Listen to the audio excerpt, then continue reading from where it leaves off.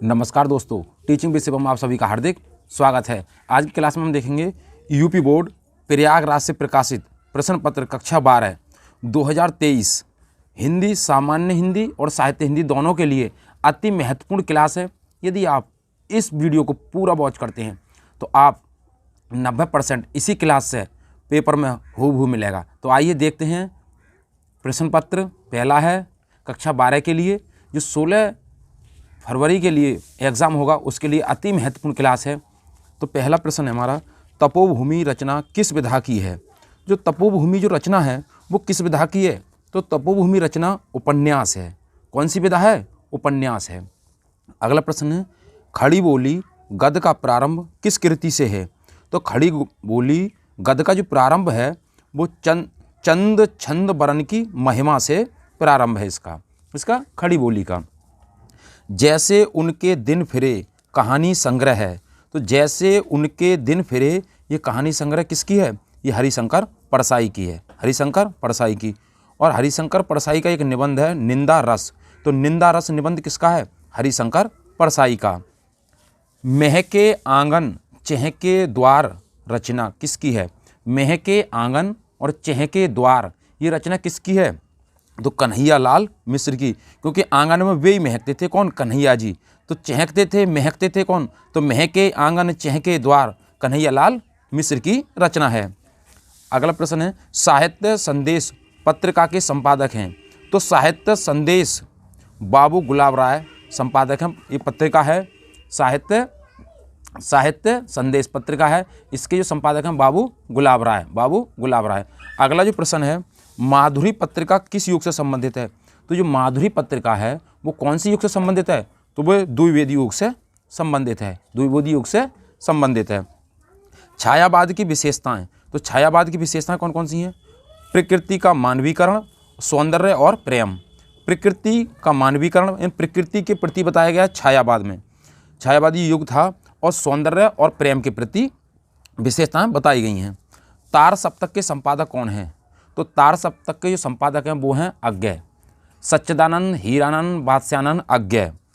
रीतिबद्ध काव्यधारा के कवि कौन हैं? तो रीतिबद्ध काव्यधारा के जो कवि हैं वो हैं केशव दास। काव्यम रसात्मकम, काव्यम किसकी उक्ति है? तो यह है आचार्य विश्वनाथ की। वाक्यम रसात्मकम काव्यम किसकी उक्ति है? आचार्य विश्वनाथ की। ये 10 ऑब्जेक्टिव आएंगे, 4 गद्य और 4 पद से। तो हमने 10 इन्हीं में से आपके लिए परीक्षा में देखने को मिलेंगे। आगे की बात करते हैं हम गद्यांश की। गद्यांश कौन सा आएगा? तो गद्यांश की हम बात करें, गद्यांश जन का प्रवाह अनंत और कहाँ तक डॉट निर्माण करना होता है। ये जो गद्यांश है, जो गद्यांश लिया गया है वो पाठ का नाम है राष्ट्र का स्वरूप। राष्ट्र के पाठ स्वरूप से आएगा आपके गद्यांश। लेखक हैं उसके वासुदेव शरण अग्रवाल। पहचान इसकी क्या है, कैसे पहचानेंगे? राष्ट्रीय के स्वरूप पाठ से आया है तो इसकी पहचान की ट्रिक है, राष्ट्रीय शब्द आएगा उसमें। क्या आएगा? राष्ट्रीय शब्द आएगा। तो आप पहचान लेना, राष्ट्रीय के स्वरूप पाठ से लिया गया है। वासुदेव शरण अग्रवाल इसके लेखक हैं। अगला दूसरा देख लें, इसी में राष्ट्रीय के स्वरूप से आएगा, राष्ट्रीय के स्वरूप से ना आए तो या अथवा में ये आएगा।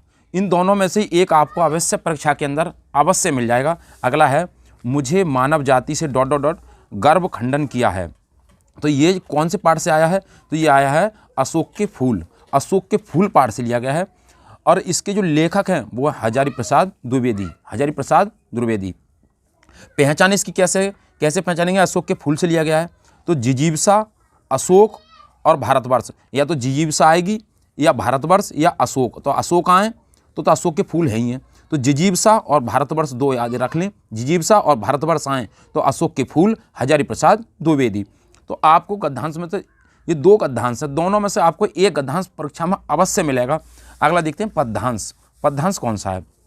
पद्यांश की हम बात करें तो पद्यांश जो दे रखा है वो है, बैठी खिन्ना एक दिवस क्रूरता से।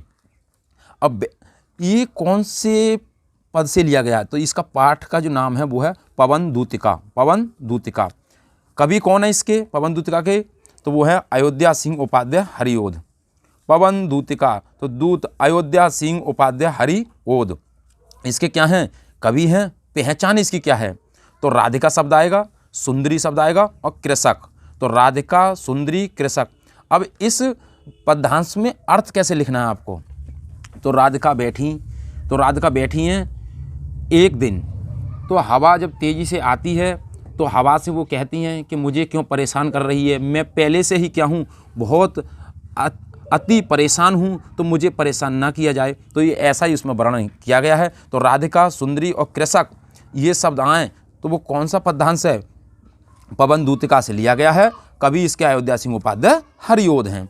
अगला है, एक और है दूसरा, बेरोगी होंगे प्रेम डॉट डॉट डॉट उमड़ता हूँ। बेरोगी होंगे प्रेम डॉट डॉट डॉट उमड़ता हूँ।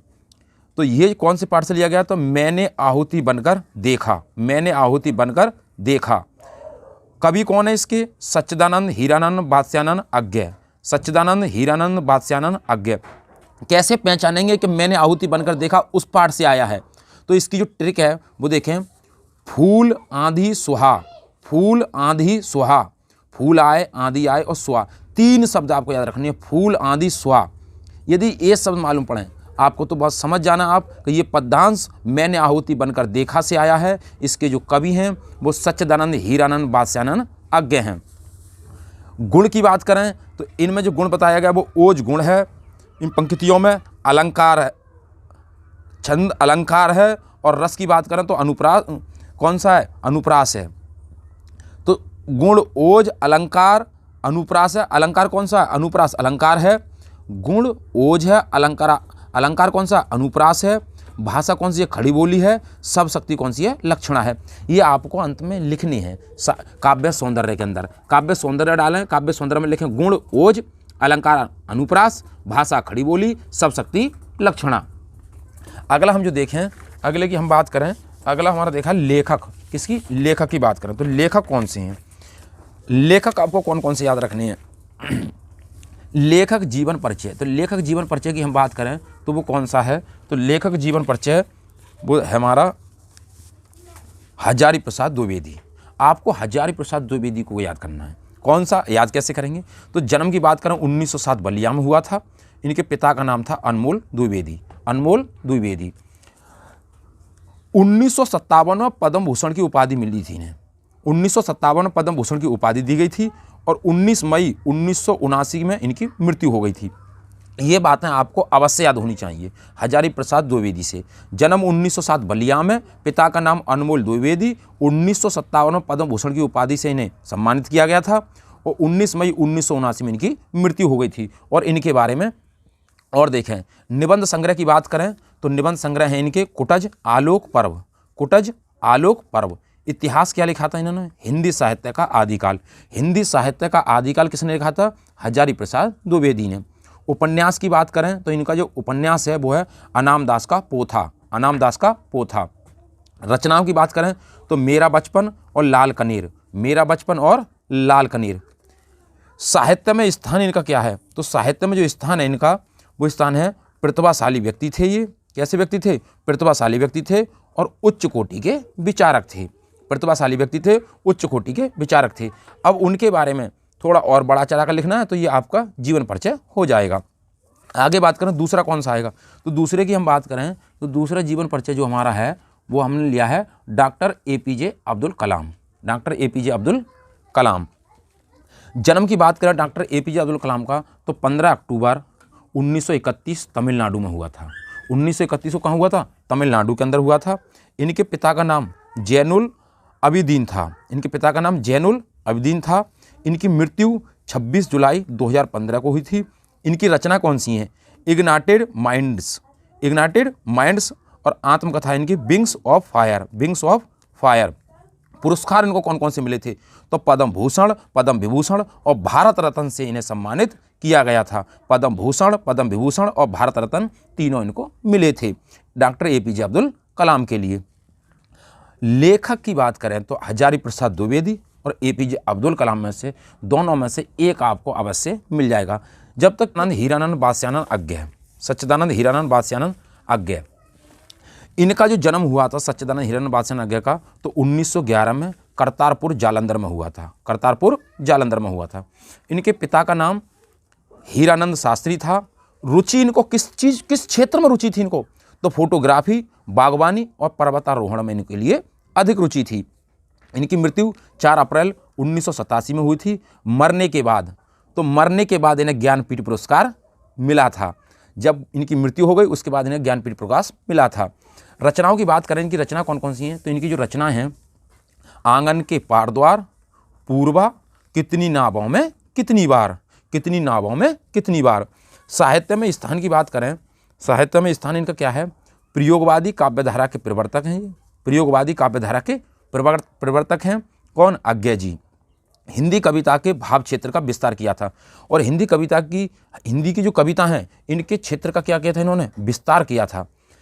सच्चिदानंद हीरानंद बादशाह आज्ञे एक कवि, दूसरे कवि जो हमारे हैं वो हैं जयशंकर प्रसाद। जयशंकर प्रसाद के जन्म की बात करें तो 1889 में काशी में इनका जन्म हुआ था। पिता की बात करें तो देवी प्रसाद इनके पिता का नाम था। मृत्यु की बात करें तो 1937 में इनकी मृत्यु हुई थी। अब कृतियाँ देखें, इनकी कृतियों की बात करें तो इनके नाटक, जयशंकर प्रसाद के नाटक कौन कौन से हैं? तो नाटक हैं, नाटक, उपन्यास और कहानी। तो काव्य इनके हैं कामायनी आंसू झरना। नाटक हैं अजातशत्रु एक घूंट।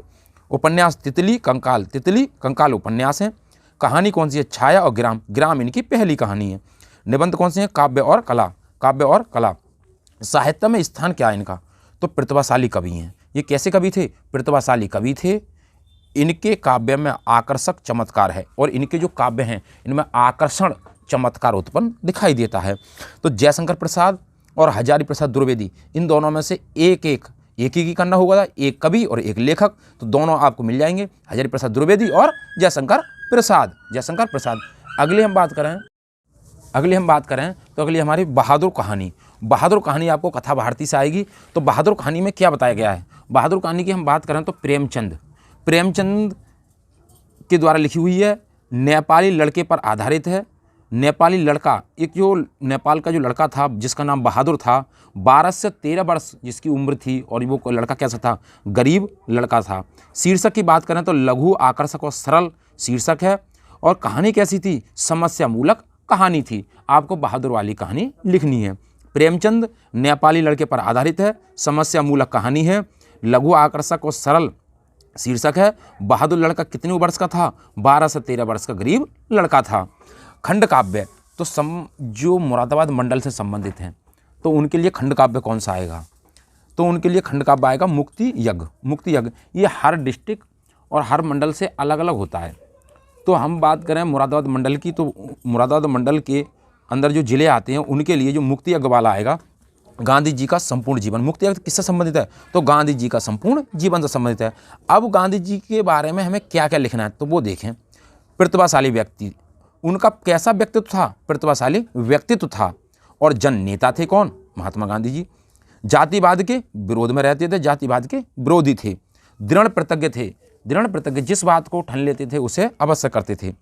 सत्य, प्रेम और अहिंसा के समर्थक थे। सत्य, प्रेम और अहिंसा के क्या थे? समर्थक थे।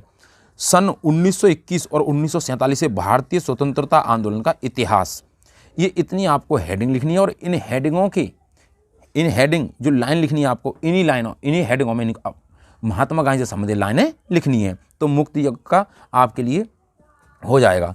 तो अब देखें आगे की हम बात करें। ये तो था खंड का। अब खंड खा में क्या होता है? तो खंड खा की बात करें, खंड खा में क्या है? संस्कृत से संबंधित है। अतीते प्रथम कल्पे जना से लेकर ... का है इत्य बोचनम। ये जातक कथा से लिया गया है। पाठ है उलूक जातकम। इसमें अर्थ क्या बताया गया है? पक्षियों ने अपना राजा किसे बनाया था? उल्लू को। पक्षियों ने एक हिमालय प्रदेश में एकत्र हुए, पक्षी हुए हिमालय प्रदेश में एकत्र।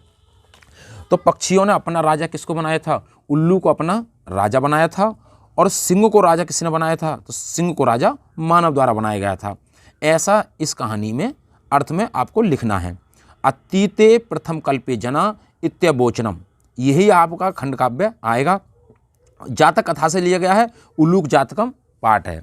अगला देखें, एक श्लोक आएगा। आप क्या आएगा? एक श्लोक आएगा, तो श्लोक कौन सा लिखना है आपको वो भी देखें। उसका अर्थ कैसे लिखेंगे आप? परोक्षे कार्य हंताराम हंताराम प्रत्यक्षे प्रिय वादिनम वज्र एतादृशम मित्रम विस्कुंभम पयोमुखम। ये आपको अवश्य मिलेगा श्लोक, इसी का आपको अर्थ लिखना है। अब अर्थ कैसे लिखें? तो जो पीठ पीछे काम बिगाड़ने वाला हो पर सामने मीठा बोलने वाला हो, ऐसे मित्र को उसी प्रकार छोड़ देना चाहिए जिस प्रकार विष से भरे घड़े को जिसके ऊपरी भाग में दूध हो। विष से भरा हुआ घड़ा होता है, उसके ऊपरी भाग में क्या होता है? दूध होता है। तो जो मित्र पीठ पीछे बुराई करता है, काम बिगाड़ता है, उस मित्र को उसी प्रकार छोड़ देना चाहिए। ये इस श्लोक का अर्थ है। अगली हम बात करें, भारत चीन देशों कस्मिन् धर्मे निष्ठावंतो। भारत चीन देशों कस्मिन् धर्मे निष्ठावंतो, ये आपको प्रश्न उत्तर लिखने के लिए आएंगे। इन्हीं में से आएगा, आपको बिल्कुल हूबहू जे ही देखने हैं आपके लिए, बिल्कुल कुछ भी नहीं। तो हम बात करें भारत चीन देशों बौद्ध धर्मों, ये कह रहे हैं कि भारत और चीन देश में कौन से धर्म का प्रचार प्रसार है? तो कस्मिन मानी कस्मिन के स्थान पर लिख देंगे बौद्ध धर्म। कस्मिन के स्थान पर बाकी हूबहू ऐसा ही है, तो कस्मिन के स्थान पर क्या जाएगा? बौद्ध। अगला है दिलीप कश्यप प्रदेश से राजा आसी। तो दिलीप कश्यप के स्थान पर लिखना आपको, किस प्रदेश के राजा थे? तो समग्र भूमंडलस्य के राजा थे। अगला प्रश्न हमारा, मेहर से दयानंद से गुरु बिरजा। महर्षि दयानंद के गुरु कौन थे? तो कस्य गुरु आसीत या का गुरु आसीत? तो कौन गुरु थे उनके? कौन गुरु जाने जाते थे? तो महर्षि दयानंद के जो गुरु थे वो थे बिरजानंद। कौन थे? बिरजानंद। अगला प्रश्न है पुंडरीक कदा विकसिति। पुंडरीक माने कमल, पुंडरीक कदा विकसिति। तो पुंडरीक सूर्य उदिति। पुंडरीक अब कदा कब विकसित होता है? तो सूर्य उदित, जब सूर्य उदित होता है। कदा माने क्या? कदा के स्थान पर लिखना आपको क्या? सूर्य उदित।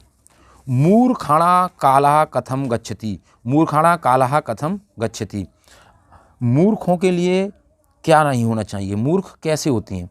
तो मूर्खाणा काला व्यसनेन निंद्राया कलहेन वा गच्छति। मूर्ख लोग जो होते हैं वो बुरी संगति करते हैं, निंद्रा और कलह बेकार की बातचीतें करते हैं। तो मूर्खाणा कला कथम गच्छति। तो कलह कथम व्यसनेन निद्राया कलहेन, व्यसनेन निद्राया कलहेन कथम के स्थान पर आ जाएंगे। इन्हीं में से आपको प्रश्न मिलेंगे। अगला हम बात करें व्याकरण से संबंधित हमारा आएगा, तो देखें रस छंद अलंकार। रस छंद अलंकार कौन कौन से रस आएंगे, कौन कौन से छंद हैं, उनके हम बारे में बात करेंगे। हम बात करें रोद्रस की। किसकी? रोद्रस।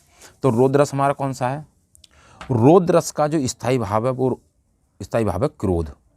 रोद्रस का स्थायी भाव क्या है? क्रोध। अपना अपमान बड़ों तथा गुरुजनों की निंदा सुनकर उत्पन्न क्रोध को ही रोद्रस कहते हैं। अपना अपमान हो जाए, बड़ों का अपमान हो जाए, गुरुजनों की निंदा की जाए और उसको सुन लें आप, तो मन में जो क्रोध की भावना उत्पन्न होती है उसे कहते हैं रोद्रस। तो इसका आपके लिए स्थायी भाव लिखना है, अर्थ लिखना है और इसका क्या लिखना है? एक उदाहरण लिखना है। उदाहरण, माँ के लखन कुटिल भय भौहें रदपट फरकत नयन रिसोहे। माँ के लखन कुटिल भय भौहें रदपट फरकत नयन रिसोहे। अगला हम देखें रोद्रस। रोद्रस या अथवा में आएगा बात्सल्य रस। इन्हीं दो रसों में से आपको रस देखना है, रोद्रस बात्सल्य रस। रोद्रस का मतलब तो क्रोध से है। अगला देखें बात्सल्य रस। बात्सल्य रस का जो स्थायी भाव है वो है स्नेह। बात्सल्य रस का स्थायी भाव क्या है? स्नेह। बात्सल्य रस में है क्या चीज़? बालकों के प्रति बड़ों का प्रेम, स्नेह की जो बसलसा होती है उसे क्या कहते हैं? बात्सल्य रस कहते हैं। यानी कि छोटे बच्चे होते हैं और छोटे बच्चों के प्रति जो बड़ों का प्रेम होता है वहीं पर क्या होता है? बात्सल्य रस होता है। तो जसोदा हरि पालने झुलावे, हलरावे दुलरावे मलहावे, जोई सोई कुछ गावे। जसोदा मैया हरि कन्हैया जी को पालने में झुला रही हैं और हलरा रही हैं, दुलरा रही हैं और मलहावे जोई सोई कुछ गावे और कोई कुछ गा रही हैं। तो उस बच्चे के प्रति जो प्रेम है वहीं तो क्या है? स्नेह है। वही क्या है? वात्सल्य रस है। वही क्या है? वात्सल्य रस है। अगला देखें अलंकार। आपको अलंकार कौन सा देखना है? तो अलंकार की बात करें, अलंकार देखना है आपको उत्प्रेक्षा। कौन सा अलंकार? उत्प्रेक्षा अलंकार।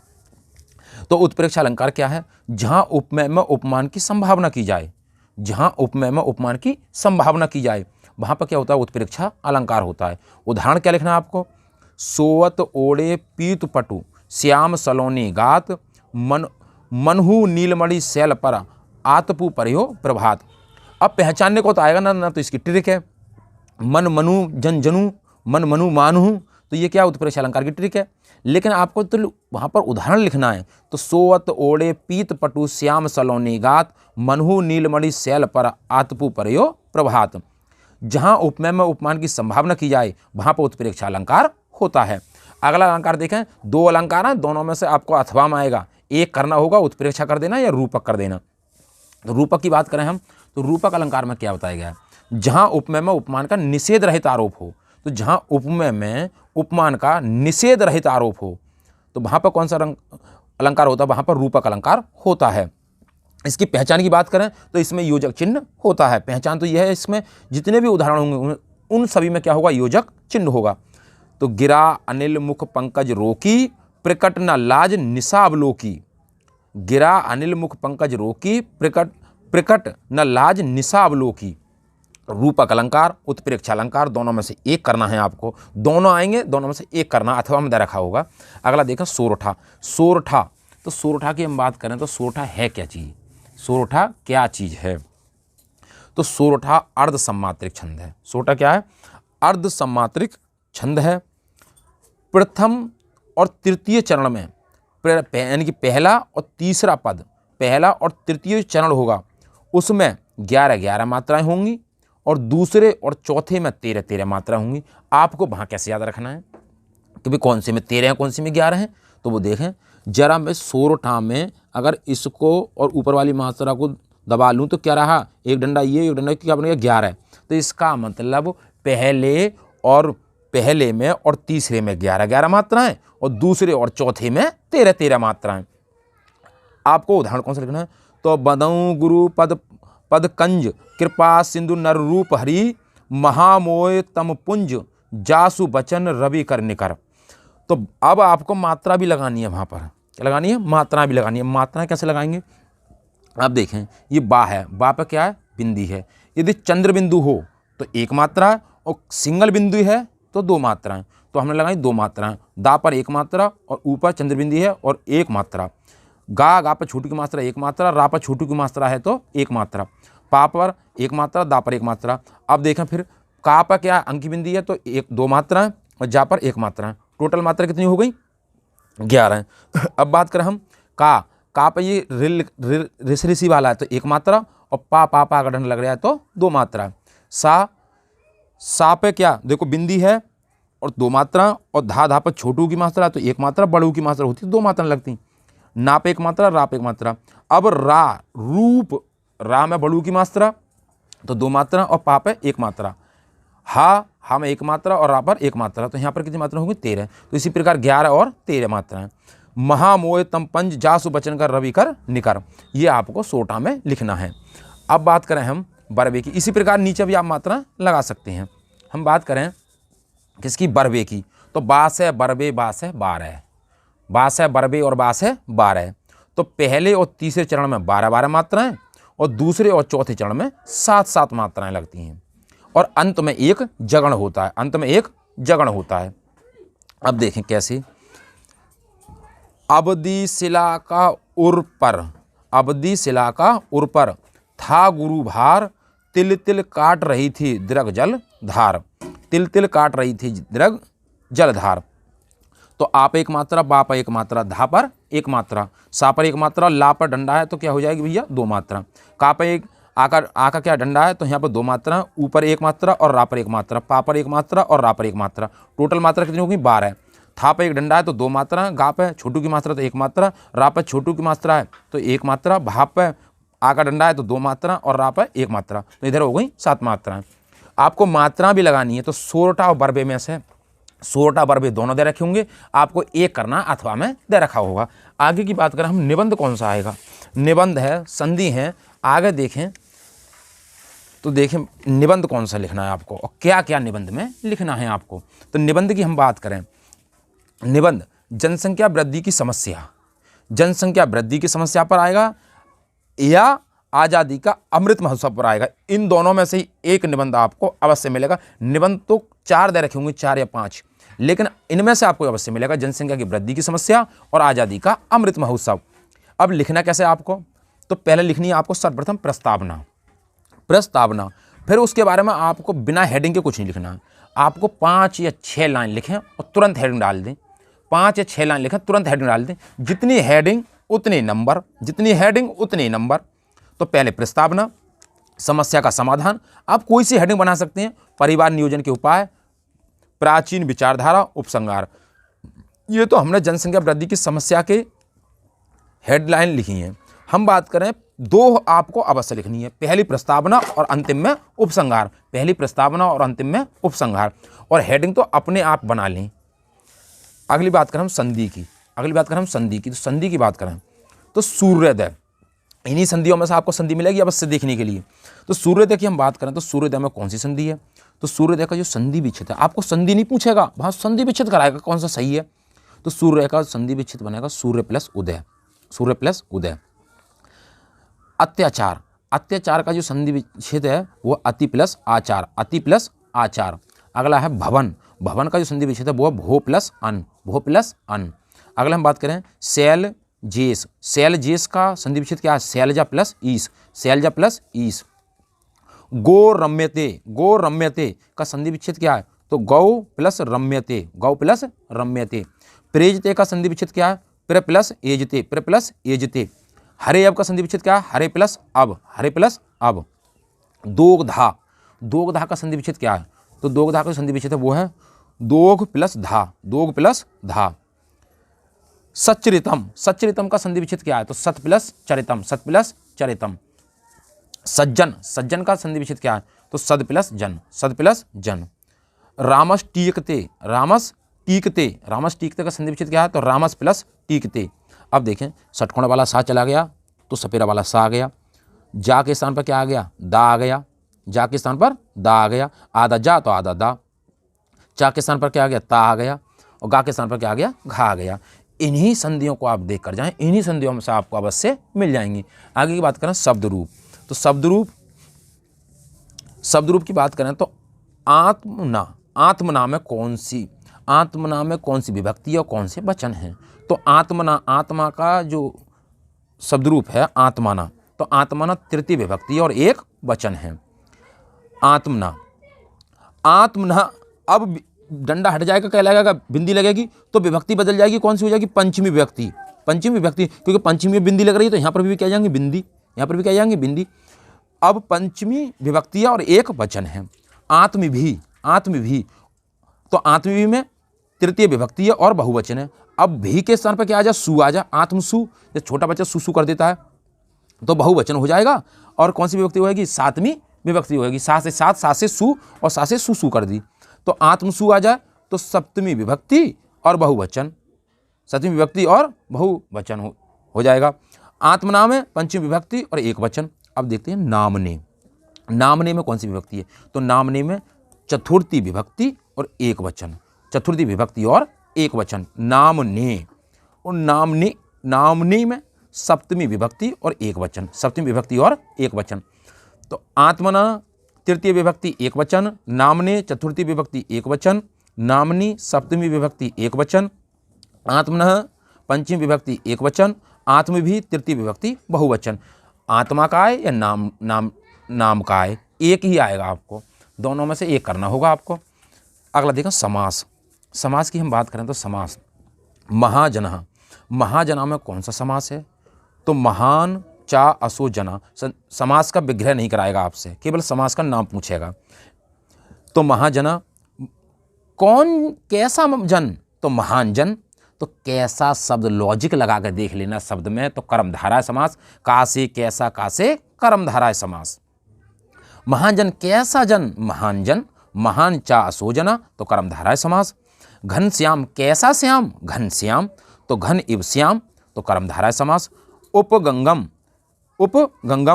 अब उपगंगम गंगाया समीपम। अब इसमें कैसा शब्द नहीं लगेगा, इसमें क्या लग रहा है, उपसर्ग। तो जहाँ उपसर्ग वहाँ अव्ययभावी समास, जहाँ कैसा शब्द वहाँ कर्मधारय समास। तो उपगंगम गंगाया समीपम अव्यभावी समास, प्रतिदिनम दिनम प्रति अव्यभावी समास, यथाशक्ति शक्ति अनतिक्रम्य अव्यभावी समास। दोनों को कैसे पहचानेंगे आप, अव्यभावी समास है या कर्मधारय समास है? तो आप उस शब्द में एक शब्द ला के देखना कैसा, कि कैसा घनश्याम, कैसा श्याम घनश्याम, महान जन कैसा जन महान जन, तो कर्मधारय समास। और यदि उपसर्ग हो, जैसे उप, इसमें उप लग रहा है, इसमें प्रति है, इसमें यथा है, तो ये क्या उपसर्ग हैं, तो वहाँ पर उपसर्ग, तो वहाँ पर अव्यभावी समास, अव्यभावी समास। दोनों समासों में से एक समास आपको मिलेगा। अब बात करें हम किसकी, अब धातु रूप की। किसकी? धातु रूप की। तो धातु रूप की हम बात करें, धातु रूप क्या होती है? धातु और रूप। धातु रूप में हम देखें तो धातु रूप में दे रखा है पा धातु का। पा धातु का अपव्यतम रूप क्या होगा? तो पा धातु में जो अपव्यतम जो रूप होता है वो क्या होगा? तो वो रूप होगा, अपव्यतम रूप कब बनेगा? तो जब लंग लकार मध्यम पुरुष द्विवचन में बनता है। अब लंग लकार कैसे पहचानेंगे भैया? किसी भी शब्द में यदि आ जाए तो क्या है वो? भूतकाल में लंग लकार है। क्या है? भूतकाल बोलें तो लंग लकार है। तो आ इसमें दे रखा है, पिव धातु है, तो क्या है? आ रहा है इसमें, तो क्या? लंग लकार मध्यम पुरुष द्विवचन है। नी धातु का निश्चित रूप कब बनेगा? तो नी धातु में निश्चित रूप कब बनेगा? अब ध्यान रखें, इसमें इससे आ जाए, क्या आ जाए? इससे आ जाए। तो इससे कब आएगा? जब लिरट लकार हो, भविष्य काल हो, क्योंकि भविष्य में भी क्या है? इससे है। तो निश्चिति, तो लिरट लकार भविष्य काल प्रथम पुरुष और एक वचन। नी धातु का नयाब रूप कब होगा? तो नयाब रूप कब होगा? तीता अंति सीथा था आनियाब आम, आनी आव आम, तो एक आव, तो का लट लकार उत्तम पुरुष द्विवचन। लट लकार उत्तम पुरुष द्विवचन। स्था धातु का तिष्ठतामी रूप कब बनेगा? तो क्या है? स्था धातु का तिष्ठतामी रूप कब बनेगा? तो ये बनेगा लट लकार उत्तम पुरुष एक वचन में। लट लकार उत्तम पुरुष एक वचन। पा धातु का अपव्यतम रूप लंग लकार मध्यम पुरुष द्विवचन। नी धातु का निश्चित रूप लट लकार प्रथम पुरुष एक वचन। नी धातु का नयाब रूप लट लकार उत्तम पुरुष द्विवचन। स्था धातु का तिष्ठतामी रूप लट लकार उत्तम पुरुष एक वचन। इन्हीं को आप देख कर जाएं, इन्हीं में से आपके लिए पा धातु का आ जाएगा या नी धातु का आ जाएगा। अगली बात करें प्रत्यय की। प्रत्यय आपको कौन से देखनी है? तो प्रत्यय में देखें, श्रीमती हो, श्रीमान हो, मतिमान हो। श्रीमती, श्रीमान, मतिमान, इनमें मतु प्रत्यय होता है। कौन सा प्रत्यय होता है? मतु प्रत्यय होता है। पठित्वा, तो त्वा आ रहा है, तो कौन सा? कत्वा प्रत्यय है। कौन सा? कत्वा प्रत्यय। प्रेषित, लिखितम, दत्तम, तो ता इसके अंत में आ रहा है, तो क्या है इसमें? कत प्रत्यय है। क्या है? कत प्रत्यय। गुरुत्वम, दीनत्वम, तो त्वम प्रत्यय है इसमें। गुरुत्वम, दीनत्वम में कौन सा? त्वम प्रत्यय। तो इसमें त्वम अंत में आ रहा है तो त्व प्रत्यय, ता अंत में आ रहा है तो कत प्रत्यय, और त्वा अंत में आ रहा है तो कत्वा प्रत्यय। और श्रीमती, श्रीमान और मतिमान में क्या आ रहा है? मतु प्रत्यय, क्योंकि इनमें सब में क्या आ रहा है? माँ आ रहा है। माँ माँ माँ, तो मतु प्रत्यय। विभक्ति देखें, विभक्तियों में क्या क्या है? विभक्तियों की हम बात करें, विभक्ति कैसे पहचानेंगे आप कि कौन सी विभक्ति का है ये? विभक्तियों में हम बात करें, आश्रमम अविता बनम अस्यति। आश्रमम अविता बनम अस्यति। अब आप वहाँ अर्थ थोड़ा निकालना है, आपको अर्थ नहीं निकालना है, केवल आप देखना है कि क्या कह रहा है इसमें। तो आश्रम अविता बनम अस्यति, विद्यालयम निक्सा जलाशय अस्यति। कैसे पहचानेंगे? आपको दो बातें याद रखनी है, तीन विभक्तियाँ आपको, द्वितीय, तृतीय, चतुर्थी, इन तीनों में से आपकी विभक्ति आ जाएगी। कैसे पहचाननी है? तो द्वितीय विभक्ति का जो फार्मूला है वो क्या है? अविता परता समया निक्सा हा प्रतियोगपि। अविता परता समया निक्सा हा प्रतियोगपि। ये अविता शब्द आ जाए, परिता शब्द आ जाए, समया शब्द आ जाए, निक्सा शब्द आ जाए, हा शब्द आ जाए, प्रतियोगी भी सभी शब्द आ जाए, तो वहाँ पर द्वितीय विभक्ति होगी। अगली हम बात करें, अब इसमें देखें, अविता, तो अविता शब्द आ रहा है, निक्सा, तो निक्सा शब्द आ रहा है, तो इसमें कौन सी विभक्ति है? द्वितीय विभक्ति है। द्वितीय विभक्ति है। अगला देखें, सा पादेन खज्जा अस्ति। सा पादेन खज्जा अस्ति। और पित्रा सह पुत्र गच्छति। पित्रा सह पुत्र गच्छति। आप कैसे पहचानेंगे कि कौन सी विभक्ति है? तो इसका जो वो है वो एंग विकारा सहयुक्त प्रदान सह साकम समाम सार्थम। सह हो, साकम हो, समम हो, सार्थम हो, एंग विकार हो, किसी अंग का विकृत हो जाना, कोई अंग नष्ट हो जाना, तो वहाँ पर कौन सी विभक्ति? तृतीय विभक्ति। तो यहाँ पैर से क्या लंगड़ा है? पैर से लंगड़ा है, तो खज्जा लंगड़ा। और सह आर्याय सह साकम समाम सार्थम सह युक्ते प्रदाने इंग विकारा तृतीय विभक्ति। अगला देखें चतुर्थी विभक्ति। चतुर्थी विभक्ति में कैसे देखेंगे? देवव्यम स्वाहा इंद्राहे वसटम श्री गणेशाय नमः। यदि नमा स्वस्ति स्वाहा स्वधा अलम वसट, नमा स्वस्ति स्वाहा स्वधा अलम वसट, ये शब्द आपको दिखाई दे जाए तो वहाँ पर समझ जाना चतुर्थी विभक्ति है। चतुर्थी विभक्ति है। नमा शब्द आ जाए, स्वस्ति शब्द आ जाए, स्वाहा शब्द आ जाए, स्वधा शब्द आ जाए, अलम आ जाए, बसट आ जाए तो चतुर्थी विभक्ति। एंग विकारा सहयुक्ति प्रदाने सह साकम समाम सार्थम सहयुक्ति प्रदाने तृतीय विभक्ति। अविता परिता समया निक्सहा प्रत्युगपी तो द्वितीय विभक्ति। आगे हम बात करें इसकी, आगे हमारे हैं जे संस्कृत में अनुवाद। तो संस्कृत में अनुवाद करने के लिए कहेगा आपसे, तो संस्कृत में अनुवाद कैसे करनी है, तो इन्हीं अनुवादों को देख कर जाएं, इन्हीं में से आपका परीक्षा के अंदर आ जाएगा। वह पिता के साथ घर जाता है, वह पिता के साथ घर जाता है तो सा पित्रा सह गृह गच्छति, सा पित्रा सह गृह गच्छति। सिखाने को तो हम सिखा सकते हैं लेकिन वीडियो बहुत लंबी हो जाएगी, तो आप केवल इन्हीं को देख कर जाएं और इन्हीं में से आपको परीक्षा के अंदर अवश्य मिलेगा। वह पिता के साथ घर जाता है तो सा पित्रा सह गृह गच्छति। लड़कियां गीत गाती हैं तो बाला गीतम गायंती, बाला गीतम गायंती। तुम्हें भी पढ़ना चाहिए तो त्वम अपि पठेत, त्वम अपि पठेत। हमें अपने देश की रक्षा करनी चाहिए तो हमें अपने देश की रक्षा करनी चाहिए। वयम स्वदेशस्य रक्षा करणीयम, वयम स्वदेशस्य रक्षा करणीयम। चोरों ने धनिक का धन चुराया तो चोरा धनिकस्य धनम अचोरयन, चोरा धनिकस्य धनम अचोरयन। वह पिता के साथ घर जाता है तो सा पित्रा से गृह गच्छति। लड़कियां गीत गाती हैं, बाला गीतम गायंती। तुम्हें भी पढ़ना चाहिए, तुम अपि पठेत। हमें अपने देश की रक्षा करनी चाहिए। वयम स्वदेशस्य रक्षा करणीयम।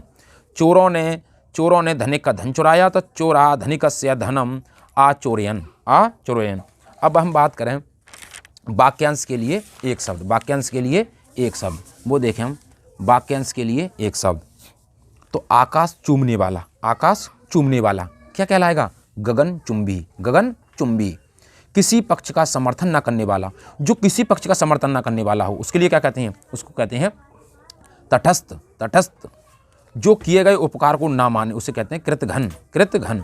जो किए गए उपकार को ना माने कृतघ्न, जो किसी पक्ष का समर्थन ना करे तटस्थ, आकाश को चूमने वाला गगनचुंबी। अगले हम बात करें शब्द युग्म समश्रुति भिन्नार्थक शब्द, शब्द युग्म समश्रुति भिन्नार्थक शब्द तो आतप और आपात। आतप का मतलब होता है धूप से और आपात का मतलब होता है संकट से। स्वपच और स्वपच, स्वपच का मतलब होता है चांडाल और स्वपच का मतलब होता है स्वयं पाकी, स्वयं पाकी। नियत और निर्यात, नियत और निर्यात, नियत और नियति, निर्यात नहीं है सॉरी, तो नियत और नियति।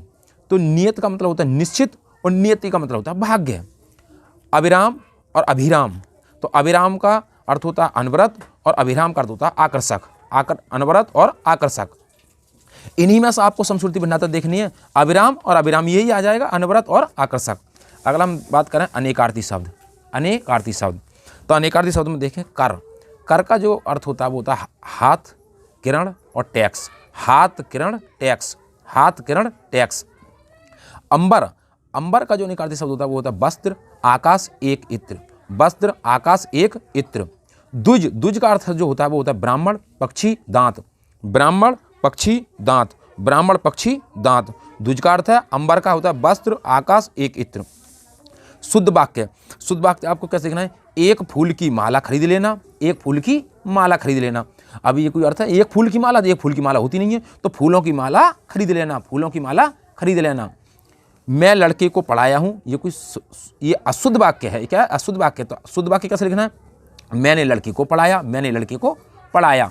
मुहावरे लोकोक्ति देखें, मुहावरे लोकोक्ति की बात करें, अपना उल्लू सीधा करना, अपना उल्लू सीधा करना। अपना उल्लू सीधा करना का मतलब है अपना स्वार्थ पूरा करना, अपना स्वार्थ पूरा करना, तो अपना उल्लू सीधा करना। सावने हरे ना भादों सूखे, सावने हरे ना भादों सूखे।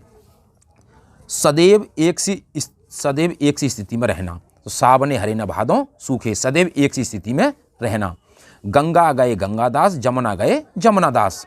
इसका अर्थ क्या है? लोकोक्ति का इसका अर्थ है वातावरण के अनुसार, देशाकुल में जो वातावरण है, वातावरण के अनुसार स्वयं को ढाल लेना। तो गंगा गए गंगादास, जमुना गए जमुनादास। ईद का चांद होना, बहुत दिनों बाद मिलना। यही मुहावरे और लोकोक्ति आपको अवश्य मिलेंगे। अगला हम बात करें एक प्रश्न जो अंतिम में है, पत्र लेखन। पत्र लेखों में आपको अपने हिसाब से लिखना है, लेकिन देखें कैसे, कौन सा पत्र लेखन लिखना है आपको। नगर और गांव की सफाई के लिए प्रार्थना पत्र आएगा आपको आपके एग्जाम में, तो वो देखें कैसे लिखना है। सेवा में यहाँ से लिखें। सेवा में लिखने के बाद आपको एक बात अवश्य लिखनी है, विषय, किस विषय पर लिख रहे हैं उस विषय का नाम अवश्य डालें। तो उम्मीद करता हूँ दोस्तों वीडियो अच्छी लगी होगी। यदि वीडियो अच्छी लगी हो तो वीडियो को शेयर करें, सब्सक्राइब करें, लाइक करें और कमेंट बॉक्स में वीडियो संबंधी अपना सुझाव अवश्य दें। और ये भी बताएं कि इसका ये तो था प्रयागराज से संबंधित मॉडल प्रश्न पत्र, और अगला जो प्रश्न पत्र आएगा वो आएगा बरेली मंडल से संबंधित। बरेली मंडल से संबंधित आपका पेपर बिल्कुल हमें 90% आपको सफलता दिलानी है। इनकी 90% आपके एग्जाम में क्या आनी चाहिए, नंबर आने चाहिए, 90+। तो थैंक्स, जय हिंद, जय भारत।